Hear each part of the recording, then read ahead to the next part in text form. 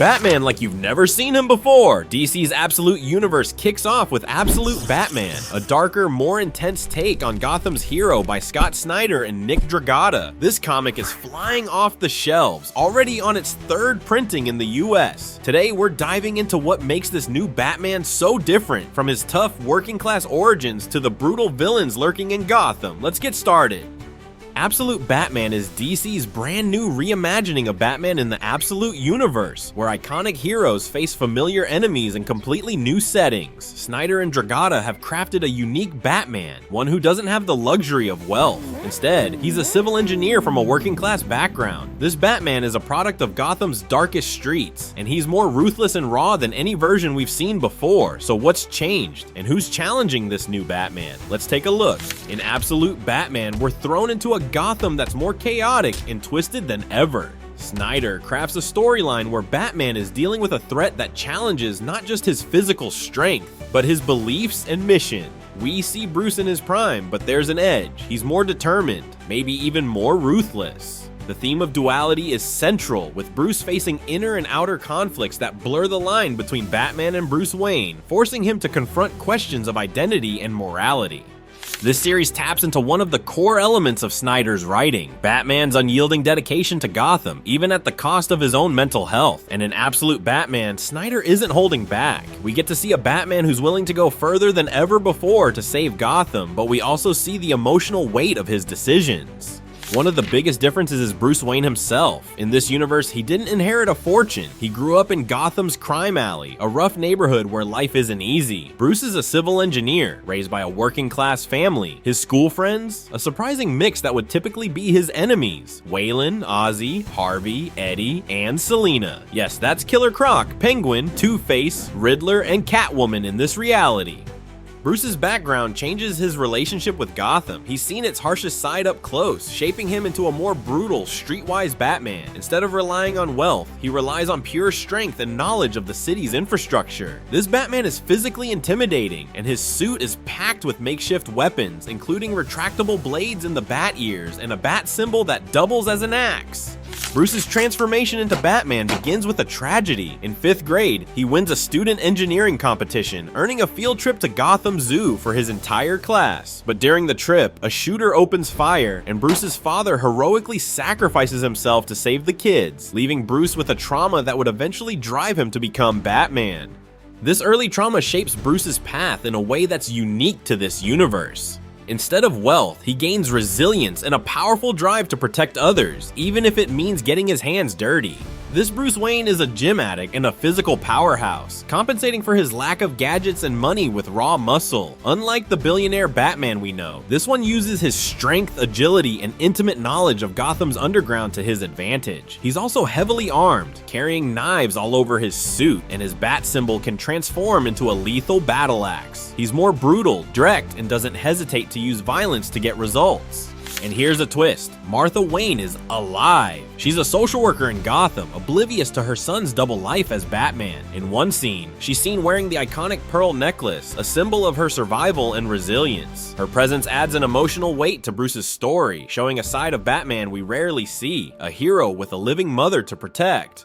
This Alfred isn't the loyal butler. He's an MI6 agent assigned to Gotham to investigate the Party Animal Gang, a new criminal organization terrorizing the city. He quickly crosses paths with Batman, and in a surprising twist, Alfred discovers Bruce's identity and confronts him in his hideout. Their first meeting is tense, setting up a dynamic where Alfred could be both a mentor and a potential adversary for this new Batman.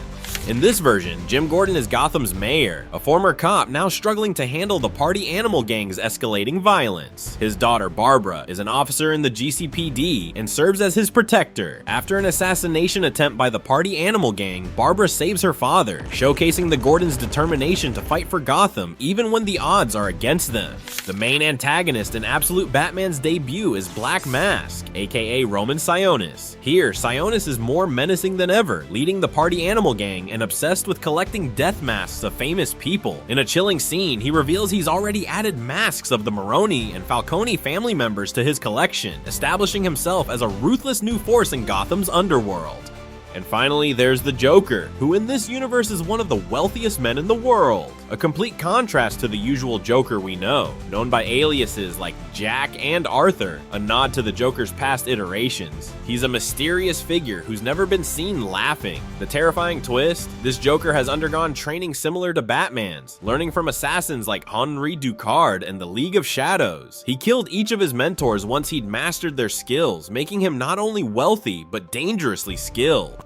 Let's talk about Nick Dragata's art. Known for his work on series like East of West, Dragata's style is the perfect match for Absolute Batman. His artwork is atmospheric, capturing Gotham's gritty, almost dystopian feel with incredible detail. Every panel is loaded with mood and tension, making Gotham feel like a living, breathing entity. Dragata plays with shadows and lighting to create a sense of unease, which is perfect for the psychological depth Snyder is going for. One standout feature in Dragata's art is how he portrays Batman's movements and expressions. Batman's eyes, for instance, are used to convey emotion, intensity, and even vulnerability, showing us Bruce's struggle and his determination, and Gotham itself has never looked more foreboding. It's almost as if the city is a character, reflecting the dark themes Snyder explores in the story.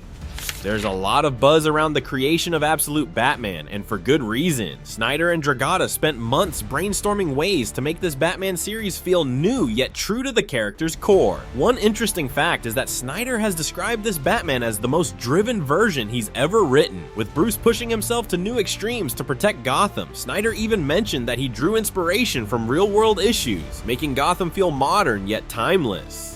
Another cool behind-the-scenes tidbit is how Dragata approached Gotham's look. He wanted Gotham to have a retro-futuristic vibe, blending classic noir elements with modern architecture to give the city a timeless yet unsettling look. This design choice reflects Gotham as a place caught between past and future, just like Bruce himself.